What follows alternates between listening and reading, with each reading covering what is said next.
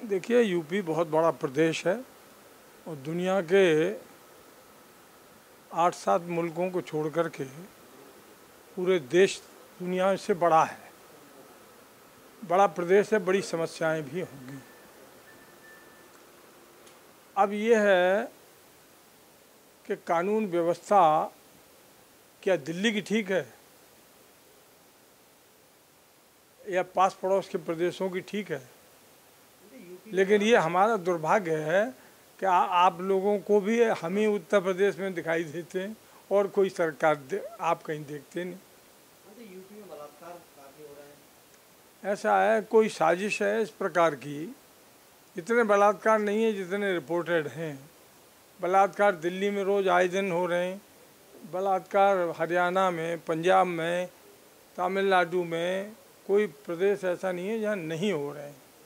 UP में क्यों ज़्यादा आ रहे हैं? नहीं, अब यूपी में कुछ आप लोगों की नज़र ज़्यादा है।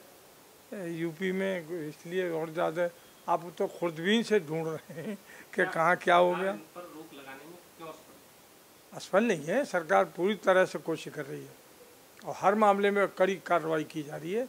ऐसा कहना गलत है, ये दुष्प्रचार है सरकार के खिलाफ कि वो इस सरकार के खिलाफ कानून व्यवस्था का मामला उठा करके इस सरकार को भंग करने का उनका इरादा मालूम पड़ता है।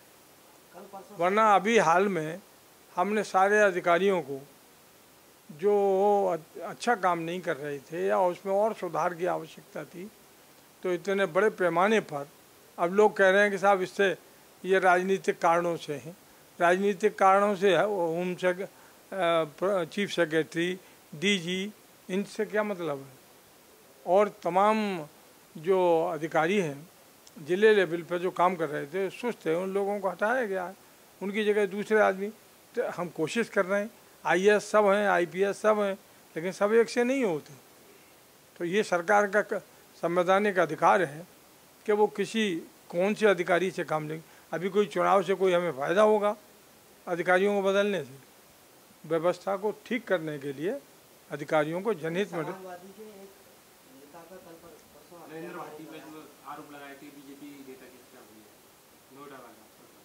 वो एक हत्या वहाँ हुई है, वो दुखद है। कहीं हत्या किसी की भी हो दुखद है, उसके लिए कोई अच्छी बात नहीं कह सकता, लेकिन वहाँ कोई पुरानी रंजिश मेरे ख्याल से मेरे संज्ञान में नहीं है।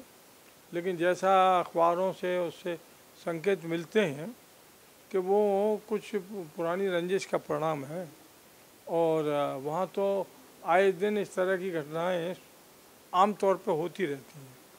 आरोप गलत है? नहीं, आरोप गलत सही होगा तो कार्रवाई होगी, ये क्या बात है? आरोप गलत सही तो मैं और आप यहाँ बैठ के थोड़ी पता कर लेंगे।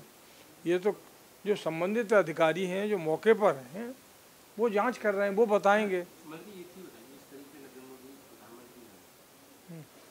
क्या उम्मीद है?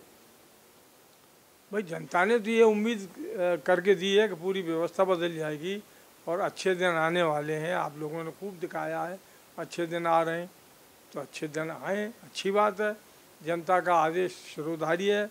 जनता की अपेक्षाओं के अनुरूप मोदी जी सफल हों और जनता की तकलीफ़ें जितनी कम हो सके, जितना भ्रष्टाचार कम हो सके, ये उनके पार्ट पे है। जनता उन्हें परखेगी। मंत्री जी, वहीं बसपा जो मायावती हैं वो बात करती हैं कि यूपी सरकार बर्खास्त तो कई बार ऐसा है कि मायावती उत्तर प्रदेश में बीजेपी कुछ नहीं है। इस बार जो आंधी चली, एक तरह से सुनामी कह सकते हैं आप। इसमें आपको भी, आप भी पत्रकार हैं, आप भी नागरिक हैं, आप नौजवान हैं, आपकी वोटों में बड़ी रुचि है। क्या आपको कहीं ऐसा महसूस हो रहा था? ऐसा नहीं, वो एक कुछ ऐसा पोलराइजेशन हो गया वो बिरादरियों का, जो जो हिंदू मुस्लिम के पैटर्न पर इलेक्शन को मोड़ दिया गया। जी, ये वास्तविकता है।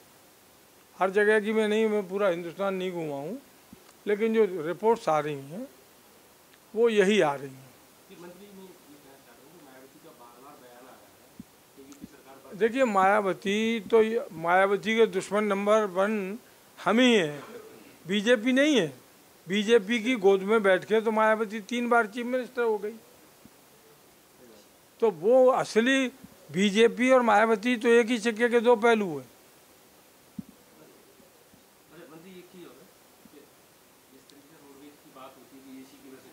होना भी नहीं है।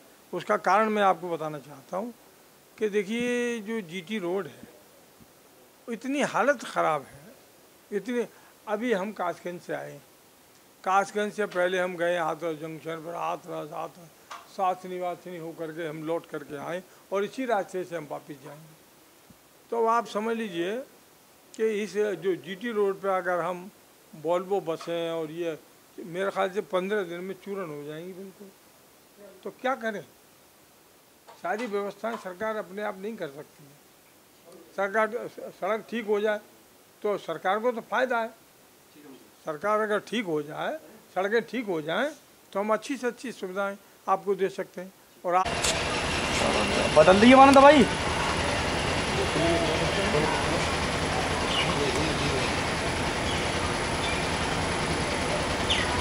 स्वागत